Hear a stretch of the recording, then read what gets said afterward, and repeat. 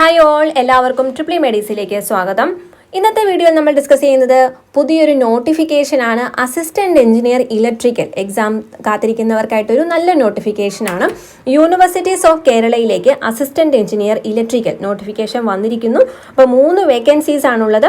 ബാക്കി ഡീറ്റെയിൽസ് നമുക്കിപ്പോൾ നോക്കാം. എന്തൊക്കെയാണ് എഡ്യൂക്കേഷൻ ക്വാളിഫിക്കേഷൻ വേണ്ടത്, അതുപോലെ ഏജ് റിലാക്സേഷൻ എത്ര വരെയാണ്, PSCയുടെ സാധാരണ ഏജ് റിലാക്സേഷൻ പോലെയാണോ, അതുപോലെ ലാസ്റ്റ് ഡേറ്റ് എന്നാണെന്ന് നോക്കാം. അപ്പോൾ ഡിപ്പാർട്ട്മെന്റ് യൂണിവേഴ്സിറ്റീസ് ഓഫ് കേരള ആണ്. ഇനി name of the post assistant engineer. Scale of pay വരുന്നത് 55,200 to 1,15,300 rupees ആണ്. നമ്പർ ഓഫ് വേക്കൻസി വരുന്നത് 3 വേക്കൻസീസ് ആണ്. ഇനി ഇതിൻ്റെ എന്തൊക്കെയാണ് ക്വാളിഫിക്കേഷൻ നോക്കാം.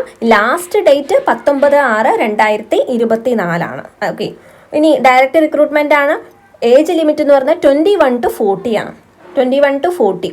അപ്പോൾ 2/1/1984 അതിനും 1/1/2003 ഇതിനുള്ളിൽ ജനിച്ചവർക്ക് അപ്ലൈ ചെയ്യാൻ സാധിക്കുന്നതാണ്. അപ്പോൾ 21 വയസ്സ് മുതൽ 40 വയസ്സ് വരെ ഉള്ളവർക്ക് അപ്ലൈ ചെയ്യാനായിട്ട് സാധിക്കും. ഈ 40 നിന്നായിരിക്കും ബാക്കി. ഇപ്പോൾ OBC ആണെങ്കിൽ 40+3, അതുപോലെ SC/ST കാൻഡിഡേറ്റ്സ് ആണെങ്കിൽ 40+5, അങ്ങനെ 45 വയസ്സ്. അപ്പോൾ അത്രയും ഏജ് ലിമിറ്റ് ഉള്ളവർക്ക് അപ്ലൈ ചെയ്യാൻ സാധിക്കും.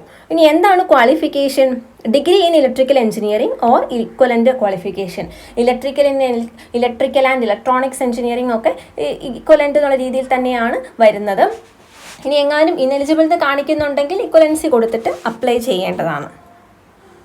ഇനി മെത്തേഡ് ഓഫ് സബ്മിറ്റിംഗ് ആപ്ലിക്കേഷൻ എല്ലാവർക്കും അറിയാം. നമ്മുടെ PSCയുടെ 1 ടൈം രജിസ്ട്രേഷൻ എല്ലാവരും തന്നെ ജോയിൻ ചെയ്തിട്ടുണ്ടായിരിക്കും.